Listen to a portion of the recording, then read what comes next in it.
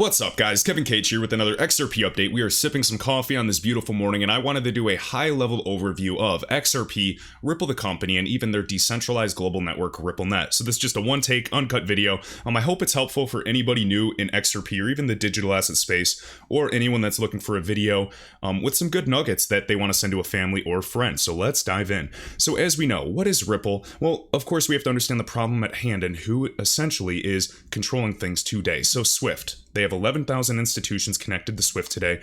They've been around for decades, and they were built in the pre-internet, pre-digital era. We're talking 40, 50 years at this point, and they're leveraging technology that has not been updated today. I mean, we have computers in our hand that can send pictures within seconds, and it's incredibly powerful. So I think it does make sense that we have an internet of data and, information. We can send email and video chats to us instantaneously on the other side of the globe. We have an internet of goods with logistics thanks to standardization in terms of same-size shipping crates, or freights, I should say. And, we have things like Amazon. You can deliver anything within a matter of days around the world in a very quick and very efficient way. Well, why can't we do that with payments? And I know people say, oh, but yeah, we have Venmo, we have PayPal, we have Cash App, we have all kinds of cool little mobile apps that can do that. But that's not solving the problem at hand, specifically for these huge tier 1 banks that are capitalizing off the world of transaction banking. So, just so you understand how much money we are talking about, and this is only one use case for DLT, digital assets, aka crypto assets. If you're new, please understand, fiat is still here to stay. The euro, the dollar, the yen, it's not going anywhere. That's my personal belief. And when they say cashless society, I just mean less cash. I don't think we're going to be digitized or 100% digital overnight. I think it's going to be a slow and steady process. But those that capitalize and see these macro trends and are acting accordingly could potentially make life-changing wealth. And that is just my opinion, especially for anybody that has gone through the dot-com bubble. I think this is the dot-com bubble 2.0. So Swift today, and this is just one example, guys, please understand the derivatives market is measured in the hundreds of trillions. Even on the high end, it's well over 1 quadrillion with a Q. Yes, I know that sounds crazy, but if you understand how much printing is going on regarding fiat, I don't think it should be a surprise. So about $5 trillion per day is being sent, and I should be, in terms of messages, by Swift per day. 5 trillion. Notice 250 business days per year, so about $1.25 quadrillion a year. Now, if you guys have studied economics, there's a paradox called Jevons paradox, which essentially means an increase in efficiency leads to, instead of a decrease in demand, it leads to a higher increase of demand. So leveraging Jevons paradox alone, and of course there's many other things, we could say if XRP, the digital asset, since it can send transfers in 3 to 5 seconds, even 1 to 2 minutes, rather than 3 to 5 days, like today, 3 to 5 days, and XRP can do 3 to 5 seconds, what do you think they're going to choose? And you would think that by being able to send more money efficiently, it would require less, but that's where the paradox takes place in economics. And so instead of this 5 trillion per day, what happens if that becomes 6 trillion a day or 5.5 trillion a day? What if this 1.25 quadrillion becomes eventually, in the years ahead, $2 quadrillion a year for international cross-border payments, which is essentially across borders globally, guys, is $155 trillion. Maybe you're just getting the picture now and why you understand that so many of us are insanely excited about the space and the potential in the years ahead. Okay? So, we understand 5 trillion a day, Swift, just one existing example, 11,000 partners, and we're going to apply Pareto's law, the 80-20 principle for anybody familiar. So really quick right here, the 80-20 rule, also known as the Pareto principle, is an aphorism which asserts, I'm so used to reading assets, asserts that 80% of outcomes or outputs result from 20% of the inputs for any given event. So in business, a goal of the 80-20 rule is to identify inputs that are potentially the most productive. Essentially, work smart, not hard. So if we're applying Pareto's law, this 80-20 rule, to behemoths like Swift, and this is just a tiny example, you guys know, the XRP veterans understand the use cases that are being built in all the SDKs in the world of gaming, Flare networks, line of credit, or RippleNet. It truly is insurmountable, and that's why I'm excited. I hold dozens of digital assets. I'm not an XRP maximalist, but I cannot ignore the utility that XRP, one of the few digital assets, has done. And just so you know, XRP's done over $2 billion in notional value for real financial institutions. They don't talk about doing it. They've actually done that. Now, right now, of course, with the current SEC allegations, we're hoping we can finally get clarity that glass ceiling that has been manipulating the price of XRP and holding it down for so long will eventually be broken. And that is my personal belief. You guys have to decide for yourselves. All right? So, really quick, with Pareto's law of 11,000 institutions in Swift, well, how many is the top 20%? So 20%, of course, times 11,000 is about 2,000 institutions. And what do we know that Ripple has directly today? Well, Ripple, the company, they talk about we have, yes, 300 to 400 clients. But do you guys realize how big some of these guys are? So instead of considering just the direct partners, you take every piece of news at face value, we're going to speculate a little bit in a speculative market and talk about some of their so-called tiny clients. So please listen up to this. So right here, RippleNet, our customers, this is on ripple.com. You guys can see some of their customers before it fades away. Of course, they have hundreds. I even just put this on Twitter for everybody. And ACI Worldwide is one example. Now, they are a behemoth right here. They support about 9% of Swift's traffic, about 30% of the US. ACI offers services to banks around the world, connecting, leveraging Swift's GPI, which, remember, Swift GPI is just a duplication of Ripple's early technology, X Current. Swift does not have the money. They're a dinosaur. They don't have the funds. People understand that, of course. And Ripple is the decacorn company, $10 billion plus valued company, and they were valued at that years ago when Coinbase was valued at $8 billion. Now, Coinbase has a valuation now, right now, if they do an IPO, of $90 to $100 billion. So what do you think Ripple, when they get out of this lawsuit, what do you think is going to happen? Do you think the company's going to disappear? Or do you think that they are going to go public in the years ahead, like Circle and all these other behemoths? Up to you to decide. So right here, of course, talking about the 11,000 institutions, we have Ripple as an example of one of their distributed ledger technology partners. And there's been other documents. Of course, I've uploaded like 30-minute videos of the gentleman who's head of ACI Worldwide, talking about real-time payments. Well, he's head of RTP, real-time payments at ACI, talking about Sama, talking about Ripple being, and when he says Ripple, it's the Ripple protocol, being one of the few options in the future of finance in terms of settlements. And yes, Ripple is focusing on the illiquid corridors, the corridors that nobody wants to do first. So these currency pairs that have a lot of friction, like in the UAE or some of the BRICS nations. It's incredibly important for people to send money home to their family members without getting hit with another 2, 3, or even, in some areas, the average is about 7 to 10% in fees. That's ridiculous. Now, okay, ACI Worldwide, Kevin, what's the big deal? Well, who are they? Well, let's talk about some of their partners and how big this one behemoth is. And we're going to go through 2 others. And yes, I know, guys, a lot of the deep divers and geniuses in the XRP community that are levels beyond me, we know how deep this goes. I'm just showing a few examples. There's more with this type of background. So ACIworldwide.com, you can click on the About and read about them. And let's see how much money we're talking about. So employees 4,000, get $1 billion, big deal. And now 19 of the top 20 banks worldwide are connected to ACI Worldwide, which is connected to Ripple. Interesting. 80,000 merchants. We've read all the documents recently and recent articles just talking about what DLT can do in terms of reducing the percent. And keep in mind, when these merchants save money, another 2 to 3%, and they're transacting millions or billions a day, what do you think they're going to do with that money? It allows for capital efficiency, kind of creating that loop effect of a Cambrian explosion. 1,500 banks, intermediaries, so you guys get the gist. Oh, and here's the one I wanted to highlight. So we talk about Swift doing $5 trillion a day. Look at this, Ripple partner. $14 trillion in payments daily. I'm just going to leave it like that. You guys can look into them yourselves. Now, we have Volante.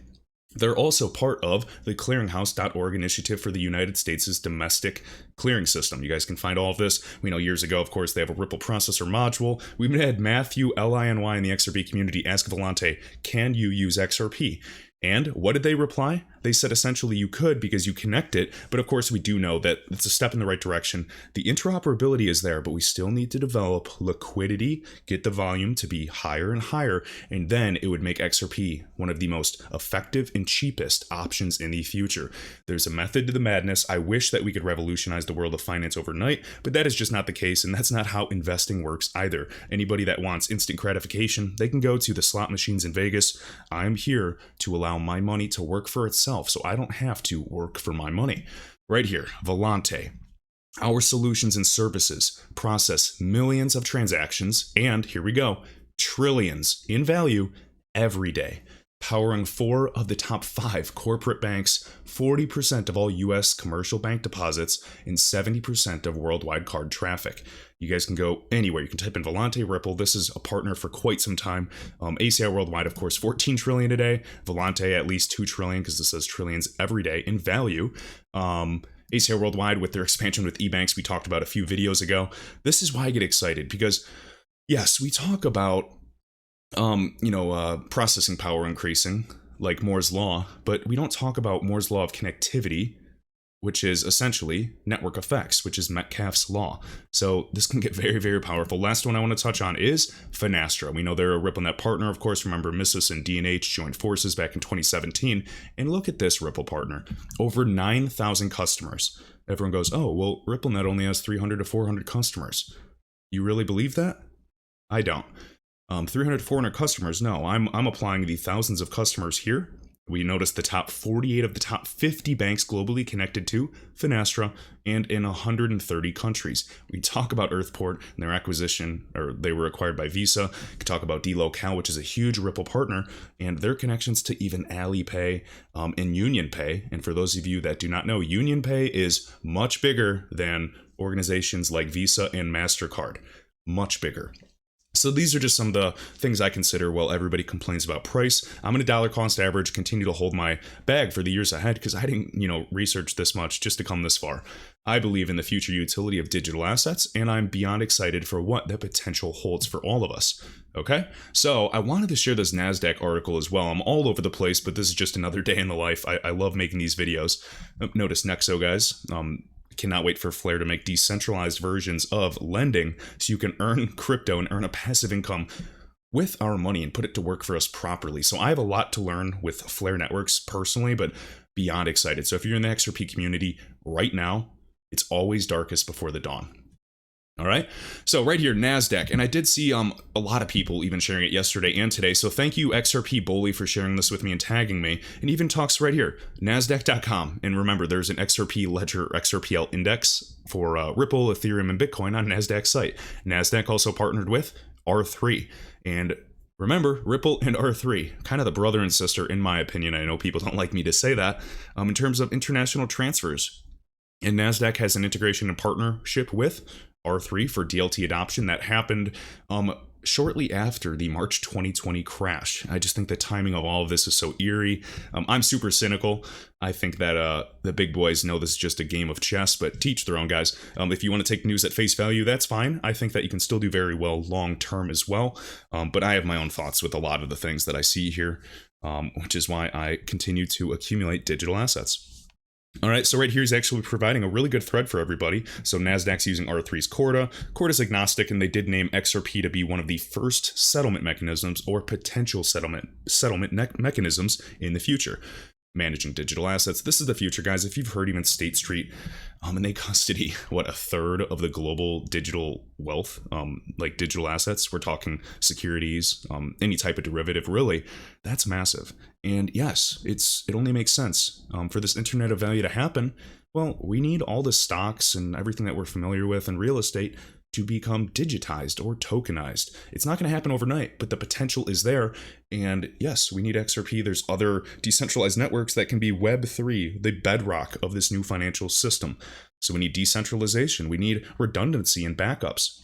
Why on earth are you going to trust JP Morgan in their account of transactions when they, JPM, Citi, and even HSBC send 80% or control 80% of all cross-border flows? What happens if one of their two banks goes down and you're just going to trust that money sent and what they said is true? I don't know. I'm kind of not super trustworthy of those groups for a good reason for the last few years, and they make tons of money in the world of transaction banking. And it's just not fair for even mom and pop shops or SMEs, these small and medium enterprises. So you've heard these terms, not to be conspiratorial, this is just what's going to happen because society's a pendulum. Level the playing field. They're just trying to democratize payments so that these small groups all have access to the same technologies that these big institutions have. And I think it's going to happen, but it has not happened quickly, and it will not happen without a fight. So NASDAQ, remember that R3 even potentially bought 1.04 billion XRP as part of the settlement. There was all kinds of big fights between that. And remember, SBI is one of the largest shareholders between these groups. So the XRP community is massive. A lot of us are excited for good reason. So I want to go through a few points in this NASDAQ article. If you're new, I think this will be very, very valuable. Right here, here's why Ripple XRP, and XRP is the digital asset, Ripple is the company, could be the crypto option to own right now. Now, you guys can do your own research. I just want to read a few points of this verbatim, word for word, because it is beyond exciting. Right here. Personally, so Ripple built for business. Personally, my take on crypto is that most digital coins do not have a visible path or a plan to becoming a ubiquitous payment method, an everyday common method, correct? Yeah, sometimes they just make a coin, say it's going to do great things, and then everybody invests into it, and it's a scam or just a white paper full of promises. That's not what I'm here to do. I don't want to gamble on low caps unless I'm certain of their connections, certain of their token economics, and an actual plan of attack.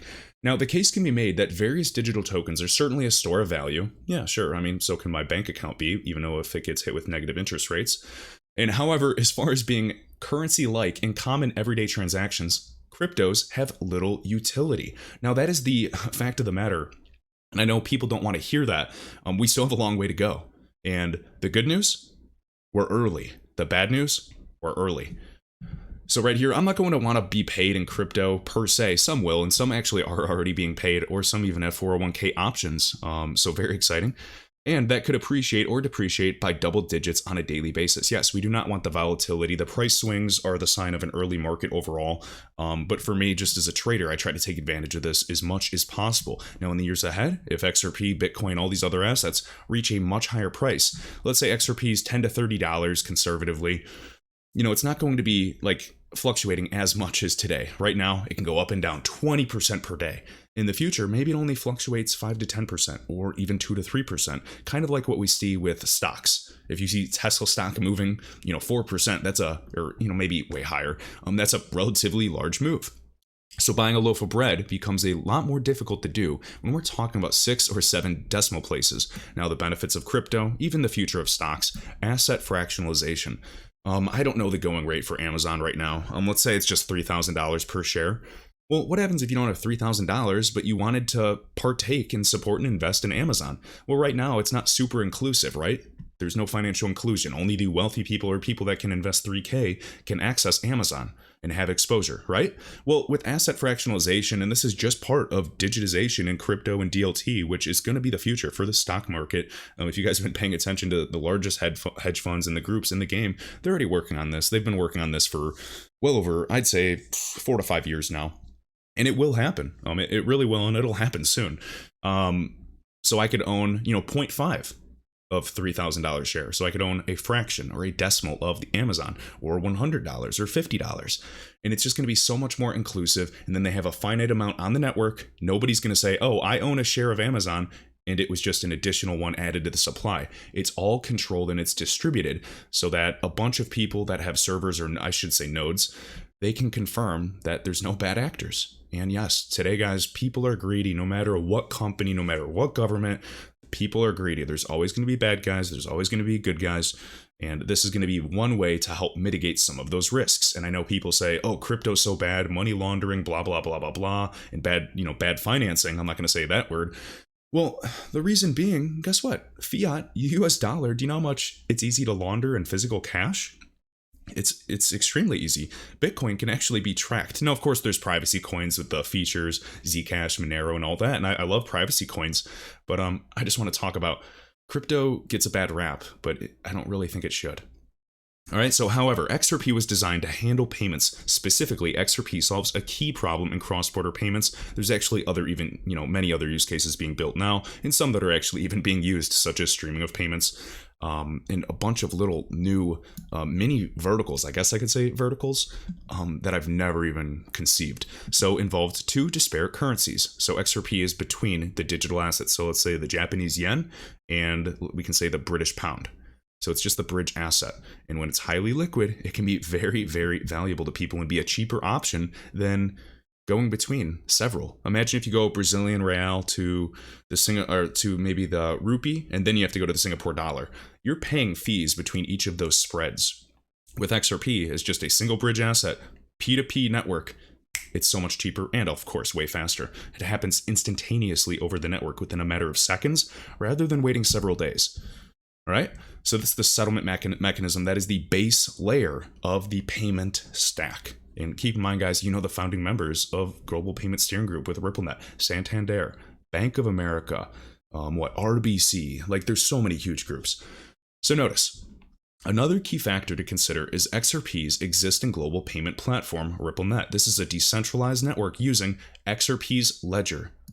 XRP's ledger, guys, and XRP is the native asset on that ledger to provide a global payments platform for users.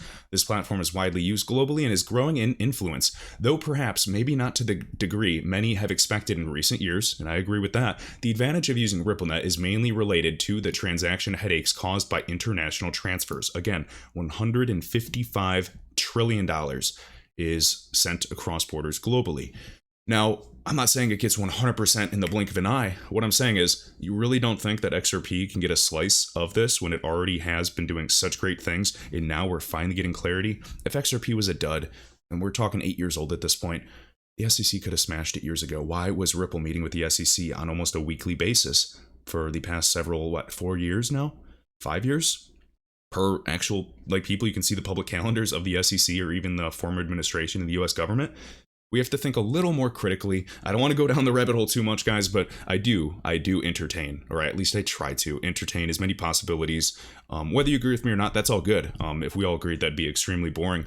And people that have disagreed with me have actually really helped me learn and get through my own preconceived misconceptions too. So loading up on an account with foreign currency, the Forex market, guys, is, $5 trillion a day at least, is eliminated with RippleNet. There's no counterparty risk. I could go on and on and on. And there's features of the XRP ledger that we don't even discuss. It's not just XRP. There's so many other things that make XRP amazing, potentially even for domestic utility too. So sometimes blah, blah, blah, talking about this. This is a great article, so I highly recommend checking it out. Now let's go to the next point. So talked about that. And right here, RippleNet, a big deal. Another key factor to consider is XRP's existing global payments platform, RippleNet.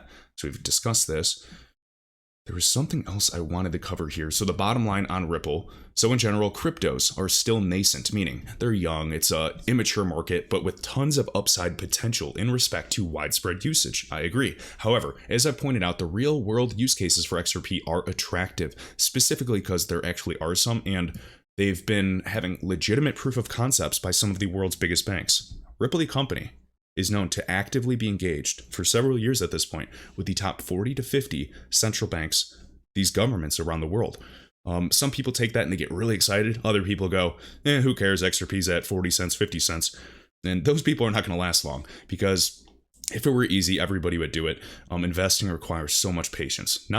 But not essentially to be smart, but you have to be hard-headed. Some of the wealthiest people I know, I don't really think they're smarter than me, but I think that they are, I'm going to say this because I've heard other role models say this, you have to be naive enough or dumb enough to believe in your dreams. And I'm telling you, there's people that are, to me, I think sometimes I'm smarter than them in ways, but deep down I realize that they're actually smarter than me, because if you're too intelligent, you're always going to find ways or barriers. You're going to have analysis paralysis. The most successful people that I look up to, role models that are even my age, are just going after their dream. They're not looking at the roadblocks like an intelligent person does. They look at all the things that could go right. And it just blows my mind. And I think that's just what we need to hear. And when I'm talking like this, I'm talking to myself too. So self-talk. So I think investors with a bit of fun money and the inclination to be on these speculative assets might want to consider Ripple. Now, back in the day, they called XRP Ripple, XRP, just like, XLM, just showing that it's not owned by any nation. Keep in mind, it is XRP. So they wanted to call the digital asset XRP to show that, there's other groups, there's other businesses, there's other organizations actually using XRP today, guys, for utility. So Ripple is just the company. So just wanted to point that out. Very, very exciting. And yes, there's risks with everything, but you guys have to understand, XRP is one of the longest living digital assets with well over 62 million ledgers closed since inception without an issue of double spending, no hacks. The Bitcoin network, Ethereum, I love them, but they've had issues of double spending. Now, with all due respect, banks are not going to want to use a decentralized blockchain or network that has ever had any hacks or issues, correct? They're future-proofing and trying to find the best protocol. What do you think has been designed from the get-go? And Ripple was already meeting with the Federal Reserve within several months of its creation. If you go back in time to even 2004, before Bitcoin, or even go back to, we won't have to talk about Ryan Fugger, F-U-G-G-E-R, you can look that up. But we can even talk about when Peter Thiel, one of the founders of PayPal, along with Elon Musk, they created PayPal. Peter Thiel is a billionaire VC, and he also was heavily one of the big investors in Facebook. And what did he invest in? Well, their venture fund invested into OpenCoin, which later became Ripple Labs. Today, that's Ripple. Just a few things that I consider. So I encourage you guys to do a bunch of research. Send this to family members, friends. This is high level. We didn't really talk about the tech. I wanted to talk about the problem at hand. Remember, 11,000 clients connected to Swift. We just talked about ACI worldwide. They have thousands, 14 trillion per day. Swift is 5 trillion a day. We talked about Volante doing at least 2 trillion a day. And right here, another RippleNet partner has 9,000 customers, the top 48 of the top 50 banks. So out of the 11,000 financial institutions for Swift, how many are, the top banks? Top 48 of top 50. We've talked about a few here and there. This just blows my mind, and I'm beyond excited. Hopefully you guys are. You have to decide what's best for you. If you're not willing to hold, that's all good. You have my sympathy because this is not easy. It has not been easy for me either. But I just dig deep to the research. And in the meantime, when prices are down, when everybody's sad, when they're losing hope, I sharpen my sword. I try to level up my knowledge. I'm always learning. And now I really have to level up my knowledge with Flare Networks. So much love. I appreciate anybody that likes this video, shares it on Twitter. If you guys tag me, I will retweet you. So thank you so much, and I will catch you in the next one.